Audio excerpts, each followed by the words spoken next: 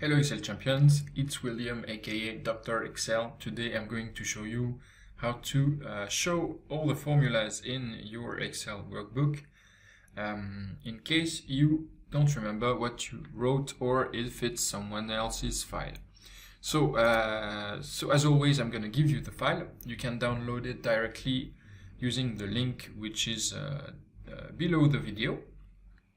This way you can reuse it. And I'm going to show you right away how to show formulas. So the first thing is, if you want to show any formula, you can just go within the cell. You have the formula on top, of course, and if you double click, it also shows you. So here we have a really simple formula, a sum and a VLOOKUP. So it's going to show you which ranges are used within the formula. So this is simple. You can go further by showing all the formulas. You can go into the formula menu, show formulas, and then what it's going to do, it's actually going to replace in each cell. It's not going to display the result of the formula, but the actual formula. So here, for example, we have the sum. Here we have VLOOKUP. And which is cool is that you just have to click once on it and it displays the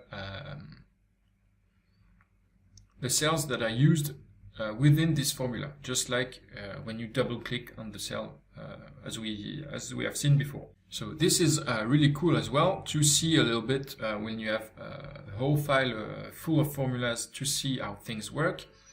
The last trick I want to show you, which is really convenient, is there is actually a formula that displays formula.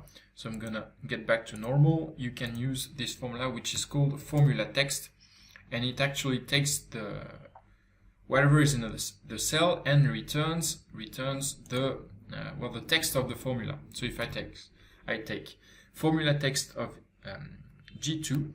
It's going to give me sum of B2. It's going to give me this text here. So this is cool because it allows me to see the whole text of the function. It's cool as well because sometimes when you have a long formula, it doesn't display well here in the formula bar. So you can have it displayed within a cell.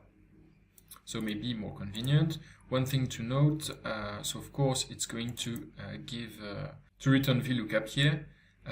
What's to note is that when there is no formula, it returns an error because it's not a formula. If I compute here formula text of sum, which is a string, some text, it's gonna give me an error as well. So formula text only works on a formula. But quick walk around and you do if error. You can do an if error formula text, you display nothing maybe. Okay, so it's not really a problem. So I just wanted to show you these quick tips. This way you always know what formula is where in your files and you're not lost anymore.